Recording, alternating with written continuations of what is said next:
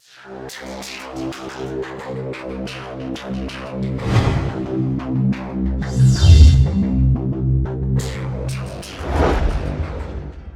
2024년 3월 11일 이정훈입니다.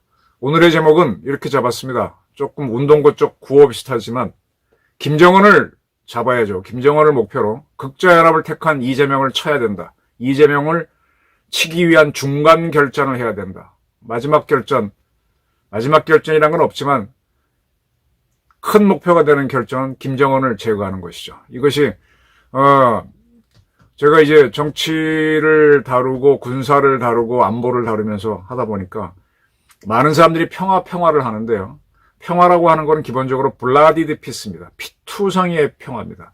평화를 거저되는 게 아니라 랄라랄라랄라 지낸다고 되는 게 아니라 그 랄라랄라랄라 하기 위해서는 굉장히 그 랄라를 지키기 위한 피투성이의 노력이 필요하다는 것. 이 방송 보시는 분들 중에 나이가 드신 이 장년의 남자분들은 가족을 먹여 살리고 조직을 끌기 위해서 피투성이로 싸워왔잖아요. 그렇게 본인들이 화수분처럼 역할을 해주는 공간 속에서 아이들이야 돈을 어떻게 벌고 일을 어떻게 하는지 모르고 내 입에 들어가는 거, 내가 갖고 싶은 건 무조건 약탈적으로 요구하지 않습니까? 그래야 그들은 평화롭다고 하면서도 그 안에서 형제끼리 치고받고 싸우고 또 부모 자식이 싸우고 그렇게 가는 거잖아요. 가장을 하면서 화수분처럼 생활할 수 있도록 계속 경제적 토대를 만들어야 되지 않습니까? 그래서 그렇게 해서 보장되는 평화가 있고 발전이 있는 건데 그거 역시 그러한 평화와 발전도 가장이라고 하는 사람들이 밖에 나가서 모욕을 무릅쓰고 또는 몸에 힘듦을 무릅쓰고 일을 하는 대가에 의한 거죠. 블라디드 평화, 블라디드 발전입니다. 지금 대한민국이 이만큼 살게 된 것도 이 좌파라고 하는 공산 세력이라고 하는 이상한 김일성 그 집안 그들과의 투쟁을 통해서 확보된 것이 저절로 된 게 아닙니다.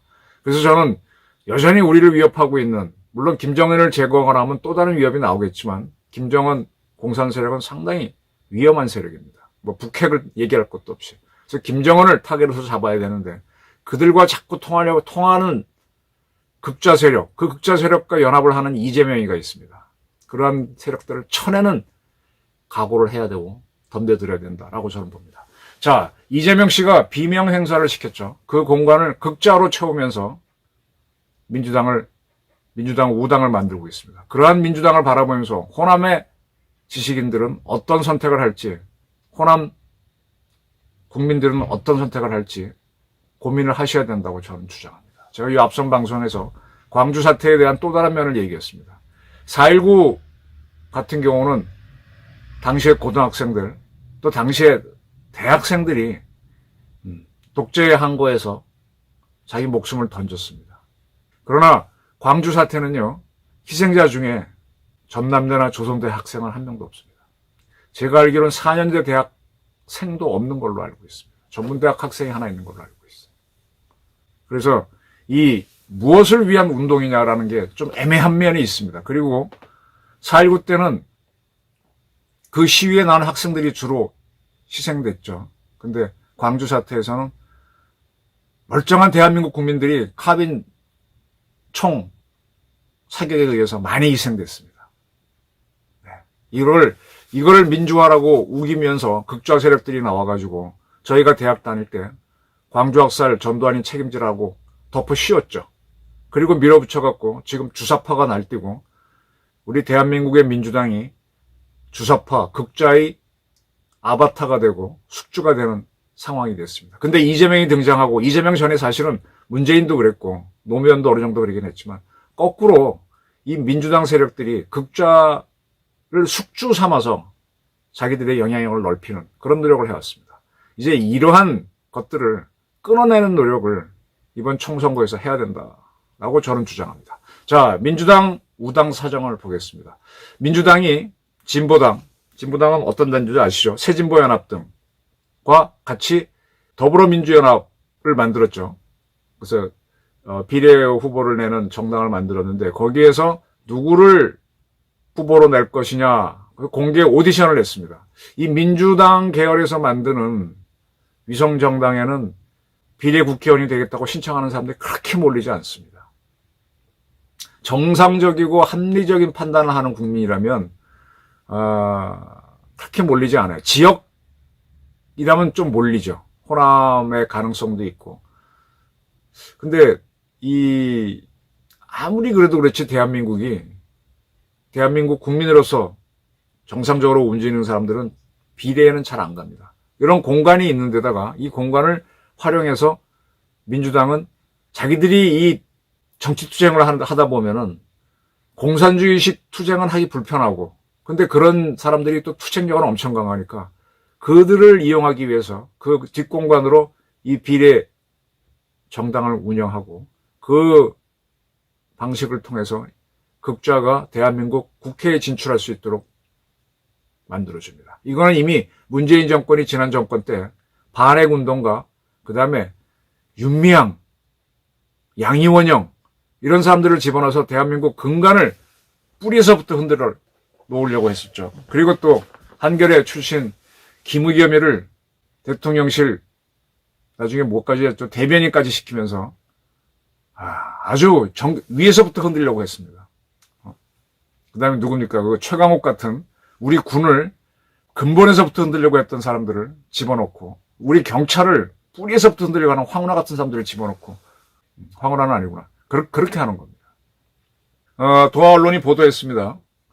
더불어민주연합이 시민단체 몫으로 4명을 뽑겠다라고 했는데 여기에 전지혜 씨가 1번으로 뽑혔습니다. 여성을 1번으로 주기 위해서 뽑혔는데 전지혜라는 사람이 누군가 하면요. 참 일반인들은 잘 모르실 거예요. 서울 과기대라고 있죠. 노원군가 있습니다. 거기에서 이게 뭐 대전에 있는 그 유명한 카이스트도 아니고요. 서울공대도 아니고 한양공대도 아니고 인하공대도 아니고 서울 과기대라고 있습니다. 거기에서 학생회장은 아니고 부총학회장을 지낸 여성입니다. 그리고 어디서 활동을 해왔는가 하면 결의하나라는 단체에서 청년 결의하나 대표를 맡았습니다. 그러면 이 결의하나라고 하는 단체는 뭐냐? 인터넷에서 결의하나 치고 들어가면 나옵니다. 우리 사회에서 공산과 통하겠다고 하는 세력들이 대거 숨어 있다가 등장하게 되는 경우는 2000년 김대중 대통령이 이북 가서 정상회담을 하고 그 다음에 이제 민화협인감을 만들어서 시민단체끼리 서로 통하게 하자. 북한은 시민단체가 없죠. 그렇게 하면서 이제 친공산적인 단체들이 대놓고 등장하기 시작합니다. 그 중에 하나가 결의하는데 그들 스스로는 2004년 남북의 화해와 평화통일을 바라는 사람들이 모인 평화통일시민단체다라고 써놨습니다. 평화통일시민단체. 어떻게 보면은 그동안 우리가 이제 한민족 공동체 통일 방안에 의해서 평화통일 같은 단어를 쓰죠. 근데 자세히 보면은 같은 한국말을 쓰지만 생각이 전혀 다른 사람이 있죠. 한결인 줄 알았더니 딴결인 데가 있죠. 네, 그렇게 되는 거죠. 자기들은 현재 2018년 현재 8,000명의 회원을 갖고 있다고 합니다. 북녘 어린이들을 위한 영양빵, 콩우유, 항생제 등 총 259억 원을 지원했고 조선요리 백선 공동제작, 남사당 공영 등 남북 행사 등을 해왔다라는 데입니다. 이 자기들이 밝힌 거예요. 그리고 이들은 결의하나 정신이 뭐냐 하면 틀림이 아닌 다른 거다. 다르니까 서로 공존과 공영을 지향한다라고 합니다. 그 나눔과 참여로 통일을 앞당기자고 합니다. 나눔은 지원은 항상 남에서 북으로 가는 거죠. 그리고 북은 우리와 많이 다릅니다. 하지만 다른 듯 닮은 남북의 모습은 오랜 역사를 함께 해온 한민족 한 핏줄임을 말해줍니다. 누가 한민족 한 핏줄이 아니래요. 근데 형제간에도 생각이 다르면은 극단적인 상황이 생기죠. 그래서 옛날에 이재명 씨가 변호사를 할 때 이 집안 다툼에 대해서 변호인을 했었죠. 그때는 누구를 변호했죠? 한 핏줄 한 가족인데 틀어진 사람들을 옳다고 변호했습니다. 그때는 한 핏줄 한민족은 없고 이렇게 북한하고 할 때는 한민족 한 핏줄을 찾는 세력들이 있습니다. 현실적이지 않다는 얘기입니다. 하여간 그 김대중 정권 때 한 6.15 공동선언을 무조건 지키자는 세력이고 그게 금과 옥조로 여기는 세력이죠. 한반도에는 다시는 전쟁이 있어서는 안 됩니다. 누가 누구를 어떻게 해보겠다는 생각으로 평화는 지켜질 수 없습니다. 북한이 도발하는 것에 대해서는 입도 뻥긋 안 하는 단체입니다. 남과 북의 화해는 한반도의 평화의 바탕입니다라고 하지만 북한이 화해를 하지 않고 도발하는 것에 대해서는 입도 뻥긋 안 하는 단체입니다. 이런 데가 결의 하나죠. 이 결의 하나의 이사장이 조성우 씨, 1950년생입니다. 이 조성우 씨는요, 우리 법원에서 이적단체로 구정한 범민련 실무대표를 지낸 사람입니다. 바로 이 전지혜 씨가 결의 하나 출신이라 그러는데, 이 결의 하나를 이끄는 이사장이 조성우 씨인데, 조성우 씨가 이번에 이 국민 추천으로, 민주당 이 위성정당에서 국민 추천으로 후보를 결정하지 않습니까? 이 결정하는 추천심사위원회 상임위원장을 조성우 씨가 맡았습니다. 그리고 자기 단체 소속으로 있던 전지혜 씨를 1번 후보로 뽑아준 겁니다. 전 씨는 이날 만점을 받았다고 도하 언론이 보도했습니다. 그리고 이제 뭐 김윤 교수도 있고 누구도 있는데, 또 하나 저는 주목해서 보는 사람이 권태훈입니다. 권태훈이라는 친구는 군인권센터를 운영해 왔죠. 최근에 이제 거기를 그만두고 예상대로 이 비례정당에 신청을 해서 높은 점수를 받아서 합격 국회의원이 될 수 있는 거의 모든 조건을 갖췄습니다. 이 결의 하나는 주한미군 철수, 한미연합훈련 반대, 북침훈련이다 이렇게 주장하는 단체입니다. 자, 군인권센터. 이게 참 많이 헷갈리는데, 군인권센터라고 이름이 돼 있다 보니까 이걸 우리 정부, 국방부에서 운영하는 걸로 착각하는 사람들이 많거든요. 근데 국방부랑 전혀 상관없는 시민단체입니다. 기자들도 시민단체 군인권센터라고 이름을 써주면 좋을 텐데, 그걸 빼버리니까 군에서 하는 건 줄 알고 억울한 게 있으면 여기 찾아가는 사람들이 있고요. 그 다음에 이 권태훈 씨는 이걸 운영하면서 센터니까 센터장이라고 자기가 하면 될 텐데, 소장이라고 하다 보니까 무슨 뭐 계급장 소장인 줄 알고 군인인 줄 아는 사람이 많은데, 권 씨는 군대 안 갔습니다. 동성애자를 이유로 본인이 감옥을 갔다 왔었어요. 군 안 가겠다 해서, 그럼 이제 군 거부자가 되기 때문에 병역법에 따라서 감옥에 갔는데 거기 갔다 왔어요. 그런 사람이에요. 지금 군이라고 하는 거는요, 이 속성이 뭔가 하면, 제가 국민이잖아요. 이거 보시는 분도 국민이고, 우리 국민이 굉장히 내가 살기 편하도록, 내가 불편이 없도록 정부를 만듭니다.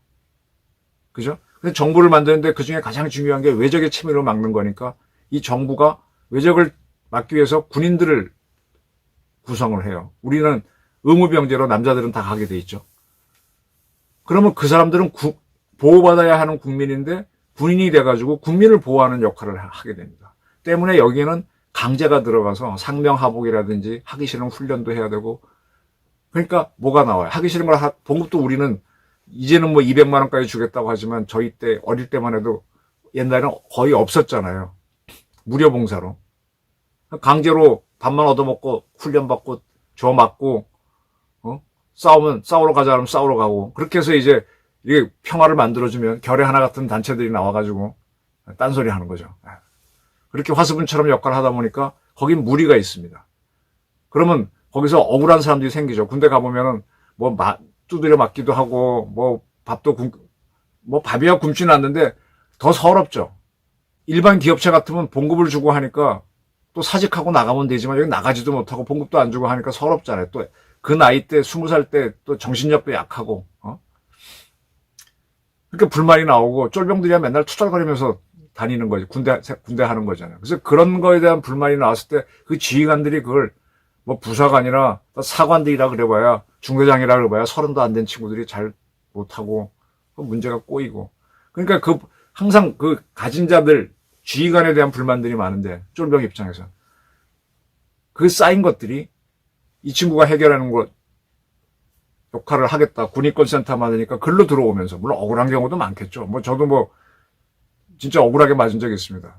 얼마나 육군 중령이었는데 한번 그 양반 화장실 들어갔을 때 물을 한번 쳐볼까 하고 막 벼르고, 굉장히 벼르고 그렇게 했으면 영천 같겠지만 진짜 억울했었어요. 억울한 게 몇 번 있습니다. 근데 그 참 저를 팬 중령, 이름이 기억이 안 나는데 지금도 보게 되면 저도 좀 좁히고 싶은 만큼 그때는 좀 무도했어요, 그 친구가.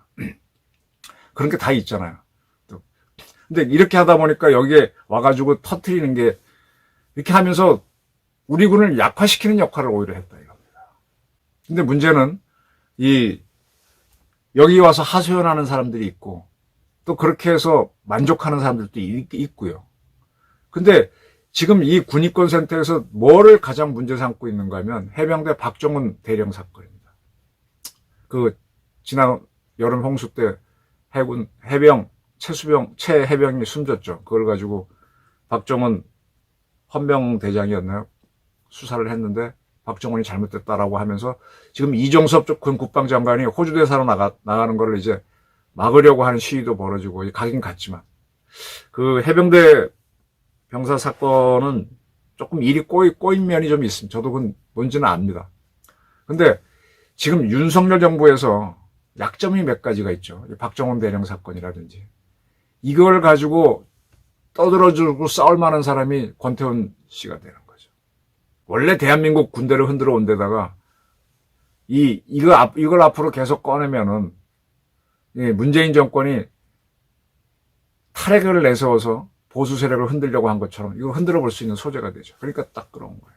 근데 이 친구가 뜨면 뜰수록 현재 국회에서 한미연합사 부사령관지는 대장 출신이 비례로 들어와서 대한민국 군대를 참 많이 흔들었어요. 근데 그는 이번에 공천도 못 받고 또 장관도 못 되고 그렇게 날아갑니다. 근데 그 양반이 육군 정책과장까지 지내면서 엘리트 코스를 거치면서 참 잘했는데 민주당 가가지고는 완전히 버렸죠. 그러니까 이제 군에서 별을 단 사람으로서 민주당 가서 민주당을 위해서 악역을 하겠다는 사람이 거의 안 나오니까 이렇게 쓰는 거죠. 이런 세력들을 주워 모으고 있습니다. 그리고 이제 사드 배치에 반대했던 전국 농민 연합 있죠. 거기에 구례군 농민회장 정영희 씨를 여성으로서 이번에 또 추천을 했습니다. 사드를 배치하면은 우리가 도발을 하는 겁니까? 중국 사람들이 사드 배치하지 말라고 떠드는데 거기에 편승해서 사드 반대하는 사람들. 이렇게 해서 대한민국이 움직이는 거를 뿌리에서부터 흔들려고 하는 세력들을 이재명의 민주당의 우당인 더불어민주연합이 추천을 합니다. 그래서 이들이 국회에 들어가서 지금 비명 세력을 비명 행사시켰죠. 그래서 이런 세력들이 들어가서 민주당이 의원들을 피하는 극좌적인 투쟁을 하도록 만드는 거죠. 최강욱이 같이, 김의겸이처럼, 윤미향이처럼, 양이원영처럼. 그래서 이들과의 싸움은요, 상당히 치열해야 됩니다. 그리고 궁극적으로는 이재명을 잡아넣어야 되고, 그리고 궁극적으로 김정은을 처단해야 돼요. 이게 운동권 영어로 가열찬 투쟁을 해야 되는 선거가 이번 총선입니다. 총력입니다. 지난번 박근혜 대통령, 이 참 우리 역사에서 불편했던 게, 독재에 환거하면서 학생들이 희생이 되면서 이승만 대통령을 하야시켰잖아요. 그래서 우리가 이승만 대통령은 또 본인이 그걸 알아듣고 나 하야할게 하고 나갔어요. 그 바람에 누구도 이승만의 위대함을 칭찬하지 못하다가 이제 와서 건국 대통령 기적이 시작하면서 이제부터 제대로 평가하지 않습니까? 백범 김구를 위한 백범로도 있고 백범 기념관도 있는데 우남은 아직도 아무것도 없어요. 이제 만들려고 합니다. 그만큼 대통령 하야가 끼쳤던 영향이 컸는데 박근혜 대통령도요. 결국은 하야를 한 거죠. 탄핵까지 당하면서. 그렇게 날아가다 보니까 문재인 집권이 되면서 거기에 극자설이 확 들어와 버린 거예요. 그냥 잘못하면 박정희 대통령 업적까지도 무너질 뻔했습니다. 그러다 지금 반드시 5년 만에 윤석열 정부가 들어서서 이걸 틀어막고 있는데 아직 국회는 다수거든요. 근데 이재명은 자기 살기 위해서 비명 행사를 시키고 극자를 또 집어넣는 겁니다. 치열한 전투가 예상되는 거죠. 한번 이렇게 보수 세력 대통령이 하야를 하게 되면 뒷공간이 열려가지고 우리 아시안컵 축구대회에서 4분이 있다 보니까 요르단한테 2대0으로 지고 정신 못 차리고 지금도 헤매고 있지 않습니까? 우리 국가대표 축구팀이. 우리 간신히 윤석열을 수습을 한 겁니다. 근데 저쪽은 계속 이기려고 들어오는 거죠. 권태훈이나 전지혜, 그 뒤에는 조성호가 있고, 그 뒤에는 또 누가 있겠습니까? 김정은하고는 저는 계속 김정은을 제거하라고, 우리 국가정보원이 김정은을 제거하는 공작을 하고, 대한민국 특수부대원들을 강철부대나 나가서 자기 자랑하는 그런 거로 쓰지 말고, 써라. 미국 CIA가 하듯이. 잡아야 됩니다. 국제연합을 한 이재명은 잡범입니다. 거기에 붙어서 많은 세력, 하다못해 서울대학교 교수를 한 조국까지도, 그리고 연세대학교 학생회장을 한 송영길까지도 억울하다고 나대고 있지 않습니까? 잡아야죠. 이재명을 잡아야죠. 그리고 김정은을 잡아야 됩니다.